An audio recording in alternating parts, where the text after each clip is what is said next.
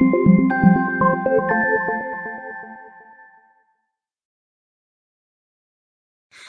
Jewish Mom. This week's Pep Talk is a continuation of last week's Pep Talk. We're still talking about this amazing, amazing book called First Kill All the Marriage Counselors by Laura Doyle. I recommend it most highly. I've finished it by now, and I'm planning to read it again. I'm planning to read everything written by this author because I think she's really onto something. I think she really has figured out some skills that can really help a lot of women in their marriages. So last week I talked about 3 tips which I picked up in this book. So I'm going to talk about 3 more topics, which I personally have found very powerful and thought-provoking and helpful. Okay, so the first thing is that I want to talk about is Laura Doyle talks about the importance of saying 3 thank yous a day.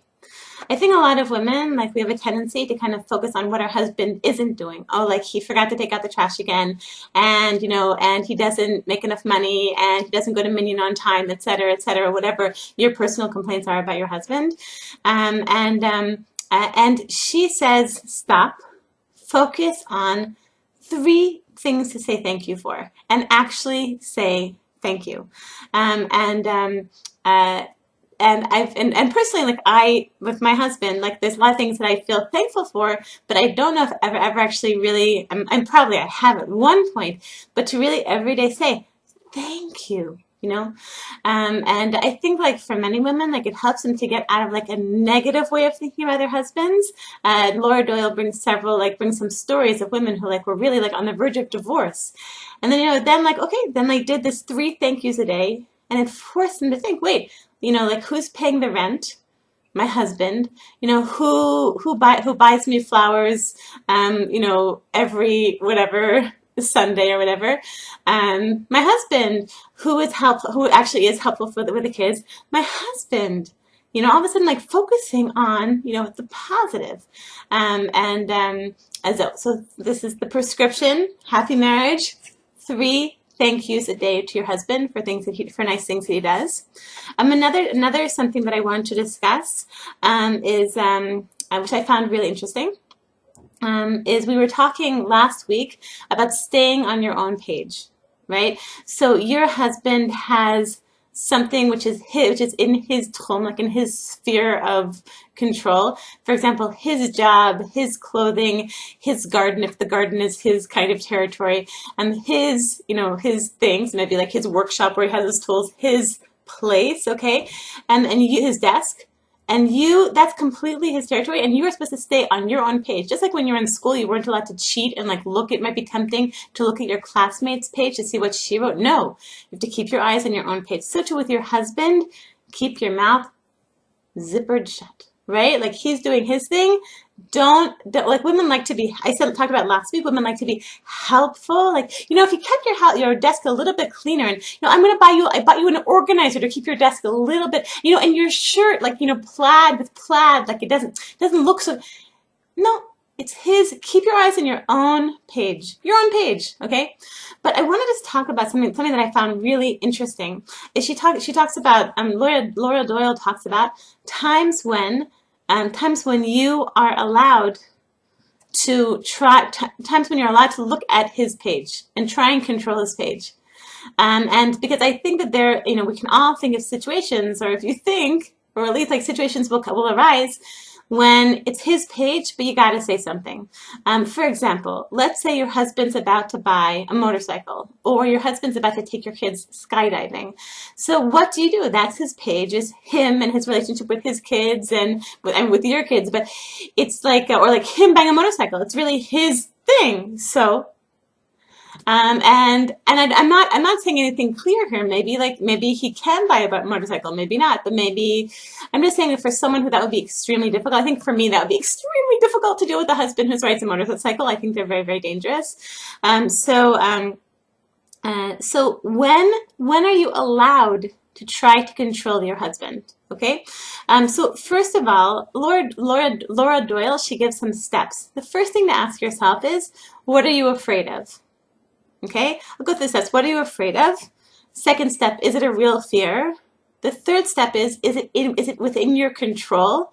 And the fourth is it worth the price? Is it worth the intimacy, what it's going to cost you to try and control this? Okay, so just going back, so your husband has decided he's going to take your kids skydiving. Okay, so the first thing is ask yourself, what are you afraid of? You're afraid of, that there's going to be a terrible accident and something terrible is going to happen. Is it a real fear? I actually don't know. I don't know if skydiving is really as dangerous as it appears to be. But that's something to consider. Is it really a real fear? The third thing is, can you control it? Do you have the kind of relationship with your husband that you would be able to say to him, no skydiving, I can, and he would actually listen to you? In many cases, Laura Doyle says, and we all know, when you try to control another person, many times there's like a pushback. You try to control him, and then Davka, he'll go skydiving and bring another kid and your nephew. He'll react to trying to be controlled by pushing back. So can you control your husband in this situation? If you tell him no skydiving with the kids, will he actually listen? The fourth thing is it worth the price and intimacy? Because every time you could try to control your husband, there will be a certain price that you will pay in terms of intimacy. Okay? So it might be, I don't know. It might be that in this case, preventing your husband from skydiving with the kids, that it would be worth it to you. Okay, but these are the questions to ask yourself. I thought that was very interesting. Okay, so moving on, something very, very important is in having a happy marriage is learning how to receive.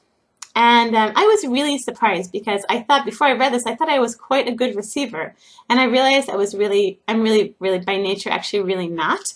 So let me sort of talk some more about this. So she says, for example, if your husband gives you a gift and it's something that you hate, it's a very ugly piece of jewelry, you still say thank you.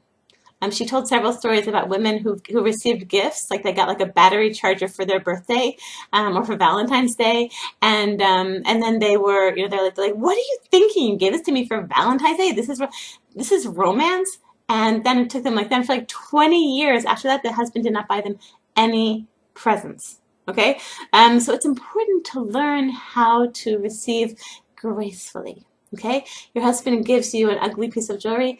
Thank you very much. It's so thoughtful of you. Thank you so much. Your husband offers to help. And this is something that I realized this week. It's just like how difficult it is for me to receive help.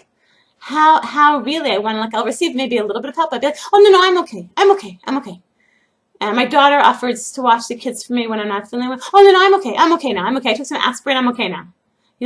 And this week after reading this book, I really worked on receiving grace, being a graceful and a grateful receiver. So whoever offers me help, on Friday night, so some of our guests offered help. Fantastic, that'd be wonderful. My daughter offers to watch the kids. Thank you very much. My husband offers to help in this way so I can take a nap.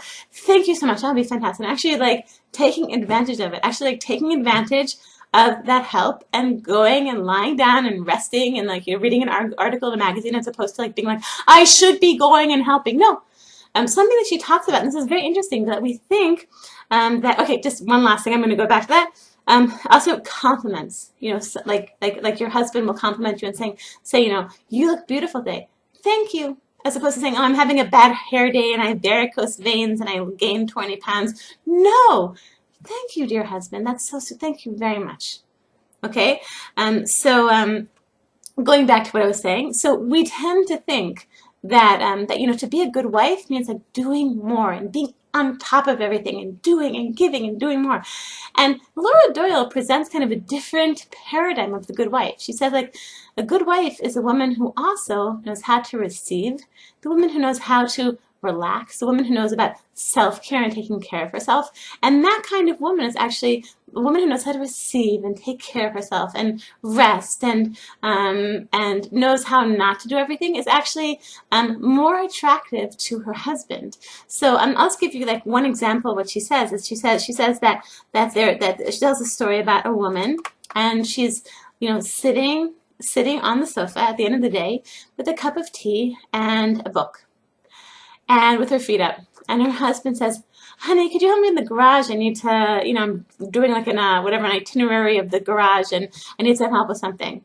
So the last thing that she wants to do is help her husband in the garage. The good wife says, oh, I better gotta help my husband. The good wife pushes herself. And Laura Doyle says, actually, that's not the good wife. That quote unquote good wife will then feel angry and resentful and burnt out for the rest of the evening because she didn't take time to invest in herself. So the good wife actually says, in terms of what Laura Doyle recommends is just say, I can't right now. No explanation is necessary. Say, I can't. Okay, and that means basically the husband then is going to get a wife who's recharged, but there's something also for the husband, like when the husband sees a wife who knows how to take care of herself and knows how to receive. The husband, as I said last week, more than anything, he wants to give to you.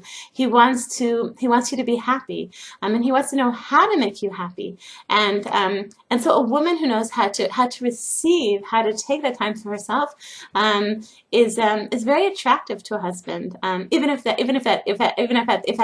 that very, very moment it might feel a little bit irritating to him.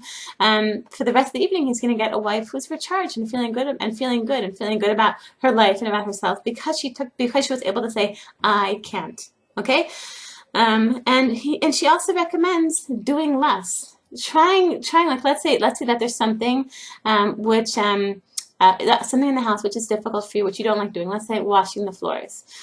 So she recommends, creating a vacuum. Try not doing something. Try like we feel like we should be on top of everything. That's what the good wife does. That's the Eshet Chayil. And she recommends, if you're feeling overwhelmed and you're feeling like, take a step back. Not everything has to be clean all the time. And often, many times, like, when you create a vacuum, then your husband will step in or will create a mechanism to fill that vacuum. So she gives an example of one woman who says, dear husband, it's just too much for me to be washing the floors. I'm hiring a cleaning lady. So the husband says, well, I think it'd be a lot of money to, hire a cleaning lady. Why don't I do that? I'm gonna be in charge every week of, washing the floors. And the wife really hadn't expected her husband to do that. But by creating a vacuum and saying, I can't do any more than this, it creates a vacuum. It creates an opportunity for the husband to give to you. And Laura Doyle explains that we need to be doing more of that. Okay, so in conclusion, your homework: 3 thank yous. And in general, you shouldn't try to control what's on your husband's page. Let him have his life, his thing, his plaid pants with his plaid shirt and his, falling apart kippah. It's his life. Leave him alone. No more advice. Just let him be. Okay? But when can you control? So when there's a situation, for example, your husband wants to take the kids skydiving, okay? So how do you know whether you should try to control or not? 1, what are you afraid of? 2, is it a real fear? 3, is it something that you can actually control? 4, is it worth the price in terms of intimacy? Maybe yes, maybe no. You need to figure it out, okay? And then the third thing is learning how to receive. Learn how to receive gifts. Thank you so much, dear husband. It's so thoughtful of you. Offers of help, take it. Someone offers you help, your daughter, your husband, a guest, someone wants to help you out. Take it. Your mother wants to pay for a cleaning lady. Take it. Take the time to then invest in self-care. Okay. Compliments. Thank you so much. Learn how to say I can't. When you're like resting, you're taking care of yourself, and then at that moment your husband needs something, say I can't. And what your husband wants most, it might sound not very nice, but it's learning how to invest in your self-care, in receiving and valuing that, okay? And learning how to do less, learning how, like, when things are too much for you, to just leave it, leave the dishes, leave the dirty floor, and let other people come in and fill that vacuum. Okay, so on that note, I think you're going to be hearing more about Laura Doyle over the year. I'm planning to read the rest of her books if I can. And so I think this is not the last you're going to hear Sarah Doyle. And I want to recommend, I just checked out her website.